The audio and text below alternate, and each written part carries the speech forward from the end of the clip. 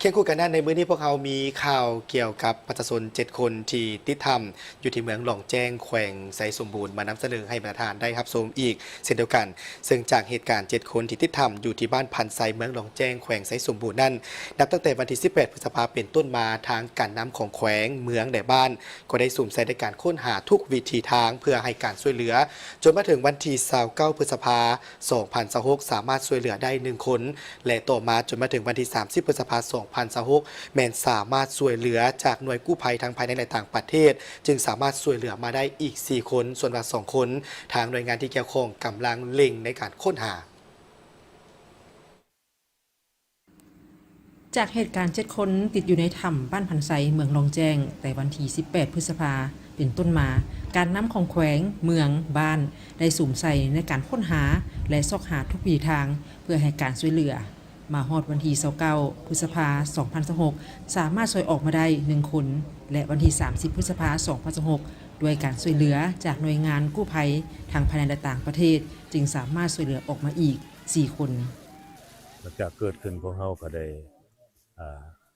รายงานขอทิศสินำคณะผักแพงเป็นก็รายงานหาศูนย์กลางพรรคและรัฐบาลอาจารย์เพิ่นโดยความเป็นห่วงเป็นใยก็ได้ชี้นำโดยไวอาจารย์พบข้าพเจ้าในนามคณะพรรคคณะในคำท้องถิ่นก็ได้สมทบคณะพรรคบ้านคณะเกษตรคณะพรรคเมืองพวกเราก็ได้แต่งตั้งขอตกลงในเบื้องต้นหลังจากนั้นแต่งตั้งแล้วก็มอบความรับผิดชอบและลงมาสมทบตัวจริงพวกเราก็พบเห็นจำนวน5 คนว่าเฮ็ดแนวใดเพื่อนำเอาจำนวน5 คนนั้นนำออกมาเพื่อไปปิ้นปัวสู่พ่อสู่แม่สู่สังคมให้เป็นคนบ่ให้เสียชีวิตว่าซั่นๆเนาะอาจารย์พวกเราก็ได้เฮ็ดทุกวิธีทางสมทบกับเชี่ยวชาญหลักการทั้งหมดก็มีหน่วยงานทีมงานสิไปขึ้นไปสำรวจหูแปวหูถ้ำทั้งเทิงหั้นว่ามีน้ำไหลลงมาหรือสิมีหูอากาศบ่หรือว่าสิเอาคนขึ้นมาทางนั้นสิได้บ่ก็ได้สแกนถ้ำตามจับ GPS แบบหลักการสากลหมดพวกเราเฮ็ดปัจจุบันทั้ง5 คนแม่นได้รักษาตัวอยู่ห้องหมอท่ามกลางความดีใจของหมดทุกคน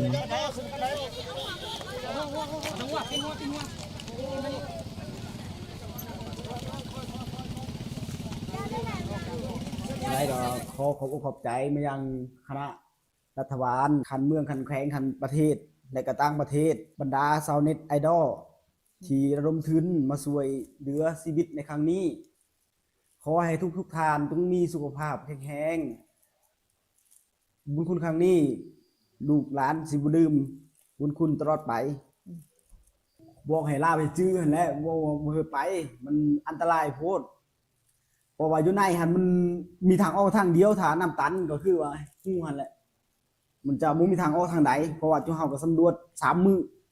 สำรวจทางออกหั่นปีนขึ้นเมื่อปักสูงแล้วมันนี่คิดว่าสิเจาะออกม่วนเจาะบ่ได้พ่อแม่ประชาชนเนาะไอ้น้องที่ว่าจะเข้าไปหั่นน่ะบ่ต้องเข้าไปแล้วมันอันตรายเกินเป็นอุบัติเหตุครั้งยิ่งใหญ่เลยในชีวิตบ่มีอิหยังที่จะทรมานปานนี้นะทุกเมืองแต่ต่างประเทศแต่ว่าเขาช่วยเหลือนะโอ้เขาก็ดีใจสุดเขาผมมีใส่อวยพรเขามันเขาเจริญต่อไปเขาเบิ่งแยงประชาชนมันสุดยอดสุดถึกก็ดีใจขอบอกขอบใจรัฐบาลและผู้ใหญ่ใจดีว่าภายในประเทศต่างประเทศหรือว่าผู้อุปถัมภ์อย่างต่างๆน่ะปานให้ชีวิตในพวกข้าพเจ้าแล้วขอบอกขอบใจมาอย่างสุดซึ้งเลยในนี้เนาะปานได้ชีวิตใหม่นำพวกทานแท้ๆทำว่าต่างประเทศอยู่ในประเทศแต่ละองค์แต่ละขั้นตอนขอบอกขอบใจแท้ๆที่ให้อันชีวิตใหม่ของข้าพเจ้าเด้อเปอร์เซ็นต์น้อยๆที่สุดเฮาว่าเฮาก็เว้าแล้วคันบ่มีนักประดาน้ำมาเอานี่บ่มีเปอร์เซ็นต์รอดเลยมีแต่รอดหาความตายในใจเฮาตอนอยู่ในถ้ำมันคือฮอดผู้ใดเป็นนอนหลับตาก็เห็นแต่แม่นอนหลับตาก็เห็นแต่ของมันเห็นง่ายๆที่สุดปันมาเกิดใหม่เลยเพราะน่ะเสียข้อเสียกรรมนี่คันบ่มีผู้ใหญ่ใจดีหรือว่ารัฐบาลแล้วก็พี่น้องฝั่งไทยมาหรือว่าต่างประเทศมาช่วยนี่โอ้เฮาคงสิสิ้นหวังสุดถือว่าขอขอบอกขอบใจเขาเจ้าหลายๆแท้ๆจนสุดซึ้งที่ให้ชีวิตใหม่ของพวกข้อยนี่ก็ดีอกดีใจหลายต่างประเทศทางประชาชนทั่วประเทศเนี่ยเบิ่งมาแย่งมาช่วยเหลือเฮาก็รู้สึกดีใจหลายก็เว้าหยังบ่ออกก็ตื่นตันก็เว้าหยังบ่ออกรู้สึกอยากฝากไปบอกคนอื่นว่าเวลา ฝนตกมาบ่ต้องไปเข้าฮู้เข้าถ้ำเด้อเพราะว่ามันเสี่ยงจักน้ำมาตอนเด้อบ่ฮู้ แต่ว่าผมบ่มีไฟมีหวังแต่ว่าสิรอดออกมาอยู่มันมีนักประดาน้ำคนต่างประเทศลงมาเริ่มเห็นเขาแล้วครับมีหวังขึ้นมาว่าเอาชีวิตรอดใจอันทุกในการคนต่างประเทศแล้วก็คนลาวครับประชาชนหมู่บ้านที่ให้กำลังใจและ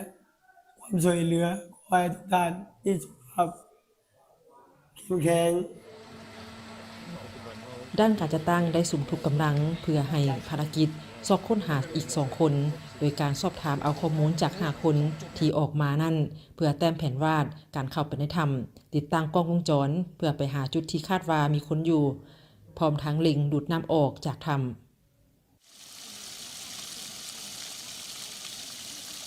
แผนนี้พอเขาแต้มออกมานี่จะดำจากจุดที่5 คนลงไปนี่ประมาณ10 เมตรจะมีบนพักมีเนินเนาะแล้วดำไปอีก10 เมตรจะมีเนินมี 2-3 จุดของเขาแต้มออกมา ที่ว่าเขายังมีความหวังอยู่ มีความหวังว่าพวกเพิ่นยังมีชีวิตและเพิ่นเข้าไปทันตามหลังเนาะจำนวนผู้ที่เข้าไป10 ปลายมือก็ยังมีชีวิตอยู่เด้เนาะต่างแต่ว่ามีผู้หนึงหันเอิ้นว่าเป็นโรคประจำตัวมักเก็บเก็บหยังแต่เขาเจ้าก็ภาวนาว่ายังมีชีวิตต้องแข็งแรงอยู่แต่ฉะนั้นพวกเฮาเร่งปัจจุบันนี่มันแผนเวียกของพวกเฮาทั้งมีมันเร่งสูบน้ำ2 จุดนี่แล้วไปตันพุ่นแล้วจกน้ำออกพุ่นแต่เชี่ยวชาญเพิ่นก็เอิ้นว่าปัจจุบันนี่คันว่าเพิ่นสิลงมาติดตามโดยกงเชี่ยวชาญนี่ติดตามโดยกงว่าคันพ่อเป็นไปได้เพิ่นสิดำตัว10 เมตรหันไปเบิ่งก่อนแล้วปัจจุบันพวกเฮานี่มันเร่งดูดน้ำ สำหรับภารกิจการปฏิบัติหน้าที่เวียกงานของหน่วยกู้ภัยทางภายในต่างประเทศที่อำนาจการปกครองของแขวงได้ขอการช่วยเหลือเพื่อมาปฏิบัติหน้าที่ดำเนินการค้นหาผู้ประสบภัยที่ติดอยู่ในถ้ำบ้านพันไซเมืองลองแจ้งแขวงไซสมบูรณ์ยังคงสืบต่อจนกว่าจะสำเร็จภารกิจ